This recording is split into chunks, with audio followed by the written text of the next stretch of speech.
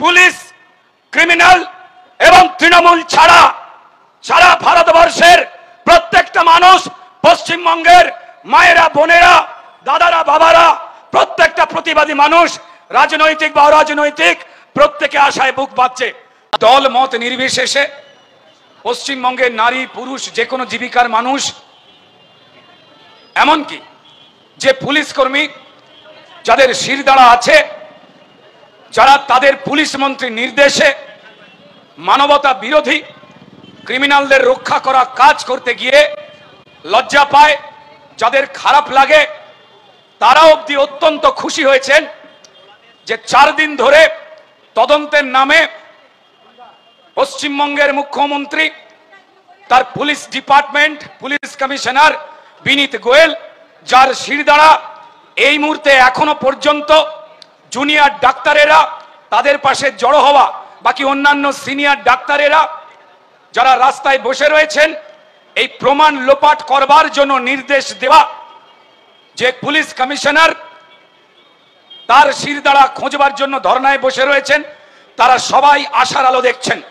কারণ পশ্চিমবঙ্গের মুখ্যমন্ত্রী, পুলিশ মন্ত্রী, স্বাস্থ্যমন্ত্রী প্রথম থেকেই আমাদের ডাক্তার বোনটাকে যে পরিকল্পিত নৃশংস ভাবে যেভাবে হত্যা করা হয়েছিল, তার অপরাধী একাধিক হওয়ার পরেও, সবাই বলার পরেও একজনকে ঝুলিয়ে টাঙিয়ে দিয়ে সিপিএম এর শাসনে ধনঞ্জয়ের সিলেবাসে যেভাবে তারা সত্যির মুখ বন্ধ করতে চেয়েছিলেন এবং তদন্ত চলাকালীন পিডব্লিউডি ডিপার্টমেন্টকে দিয়ে তারা এই সেমিনার রুম এবং তার আশপাশের বাথরুম, যেখানে রক্ত ধোয়া হয়েছিল, যেখানে নানান ঘটনা ঘটানো হয়েছিল, সমস্ত প্রমাণ তারা নষ্ট করাবার জন্য একভাবে একনিষ্ঠভাবে জড়ো হয়ে ক্রিমিনাল বাঁচাবার কাজ করছিলেন।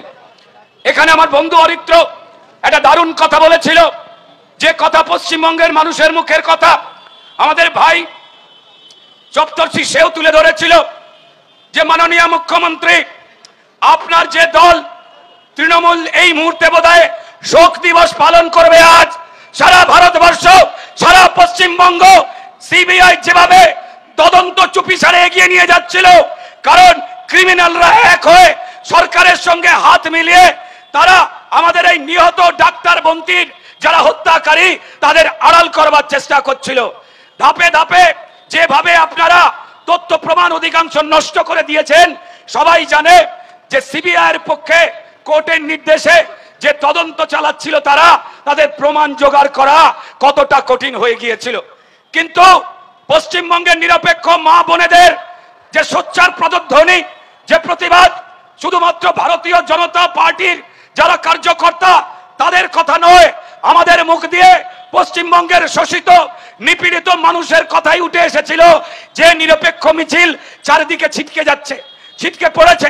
আর মমতা বন্দ্যোপাধ্যায় তার পুলিশ বাহিনীকে দিয়ে গার্ড ওয়েল পুঁতে, লোহার রড পুঁতে, নিরস্ত্র ডাক্তার যাদের হাতে গোলাপ ফুল ছিল, পুলিশের বন্দুক, সেই গোলাপ ফুলকেও ভয় পেয়েছে। আমাদের ছাত্ররা যখন নবান্ন অভিযান করতে গিয়েছিল, তখনও তাদের জন্য, সেই নিরস্ত্র ছাত্রদের জন্য কাঁদানে গ্যাস, পুলিশের লাঠি এবং অত্যাচার এবং তার সঙ্গে কন্টেনারের পাঁচিল তোলা হয়েছিল।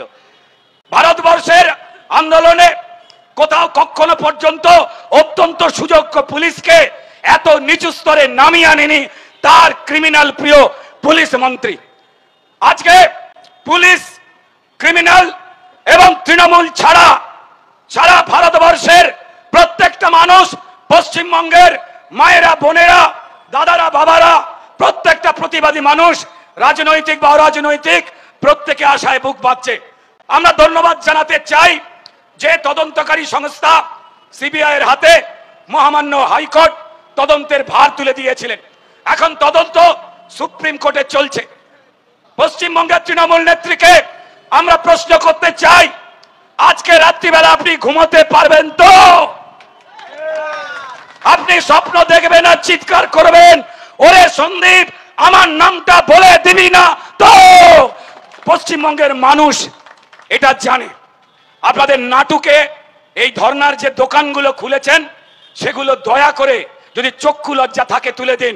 আমরা নিজেরা বিশ্বাস করি তৃণমূলের প্রচুর কর্মী রয়েছেন যারা চিৎকার করে ভারতীয় জনতা পার্টি যে স্লোগান দিতে চাইছে, তারাও হৃদয় থেকে তাদের মায়েদের, মেয়েদের, বোনেদের ধিক্কারে তারা ওই স্লোগান দিতে চাইছে। আমি সেই স্লোগান আর একবার দিচ্ছি, যে স্লোগান সোজা স্লোগান, রাত জেগেছে মার মেয়ে, মানুষ আছে বদলছে। রাত জেগেছে মার মেয়ে, মানুষ আছে বেদল বদলছে। আমাদের এখানে যে প্রতিবাদ সংগঠিত হচ্ছে তা চলবে। আপনারা সবাই জানেন যে জেলায় জেলায় ডিস্ট্রিক্ট ম্যাজিস্ট্রেট, ডিএমদের ডিস্ট্রিক্ট ম্যাজিস্ট্রেট তার অফিস ঘেরাও ছিল।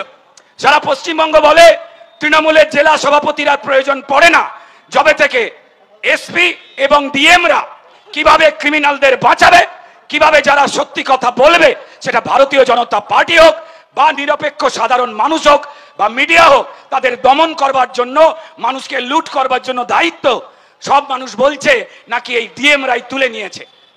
দুর্ভাগ্যজনক ঘটনা।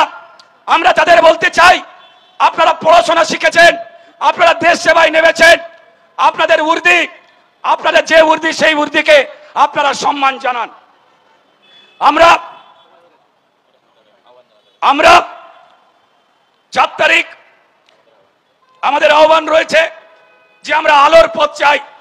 এই পশ্চিমবঙ্গে দিনের বেলাতেও যে অন্ধকার তৃণমূলের অপশাসন নামিয়ে এনেছে, যেভাবে অত্যন্ত সুযোগ্য পুলিশকে পুলিশ মন্ত্রী মুখ্যমন্ত্রী মমতা বন্দ্যোপাধ্যায় পাপ কাজ করাতে বাধ্য করাচ্ছে, তাতে তাদের সাদা পোশাকে হয় রক্ত ছিটকে লাগছে আর নয় কালি লাগছে। আমরা চাই আমাদের যারা পুলিশ কর্মীরা রয়েছেন তারা খাকি পোশাক বা সাদা পোশাক তারা পরে থাকুক না কেন, তারাও আলোয় আসুন, তারাও আলোকিত হন। আমরা চাই তারা এই ক্রিমিনাল প্রিয় মুখ্যমন্ত্রীর আন্ডারে যেন আর কাজ করার মতো পাপ না করেন, আমরা ঈশ্বরের কাছে কামনা করছি। শুধু আমরা নয়, পশ্চিমবঙ্গের যারা নিরপেক্ষ বাবা মা ভাই বোন, যারা রাত জাগছে, রাত জেগেছে, যারা প্রতিবাদ মিছিল করছে, তারাও তাই চাইছেন।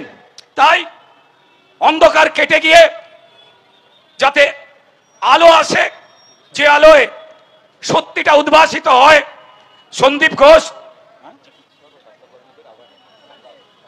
যাতে অন্ধকার কেটে যায়, তাই যারা চিকিৎসক রয়েছেন, সিনিয়র ডাক্তার, জুনিয়র ডাক্তার এবং যারা স্বাস্থ্য কর্মী রয়েছেন, যাদের ছাড়া হসপিটাল চলে না, স্বাস্থ্য পরিষেবা চলে না, অন্তত তাদের কথা মনে রেখে আমরা বিচার পেতে আলোর পথে হাঁটতে চাই। চাই দলমত নির্বিশেষে যারা নিরপেক্ষ মানুষ, তারাও পশ্চিমবঙ্গের এই অন্ধকার থেকে আলোর দিকে যাবার জন্য যে প্রতিবাদ আন্দোলন করছেন, এই নীরব প্রতিবাদটি করতে একটাই কথা বলবো, যে 4 তারিখ বুধবার 1 ঘন্টার জন্য মাত্র, রাত 9টা থেকে 10টা, 4 তারিখ 4ই সেপ্টেম্বর বুধবার রাত 9টা থেকে 10টা বন্ধ রেখে ঘরের আলো রাজ্য জুড়ে প্রদীপ জ্বালো। আমরা প্রত্যেককে বাড়িতে 1 ঘন্টা রাত 9টা থেকে 10টা 4 তারিখ অনুরোধ করছি, বাড়ির আলো বন্ধ রেখে, যাতে পশ্চিমবঙ্গের এই যে ক্রিমিনাল রাজ তৈরি করার যে চেষ্টা, প্রত্যেকটা জনজীবনকে নষ্ট করার যে অশুভ প্রয়াস, সত্যিকে ধ্বংস করার যে অশুভ প্রয়াস, তার বিরুদ্ধে একটা সাধারণ প্রতিবাদ।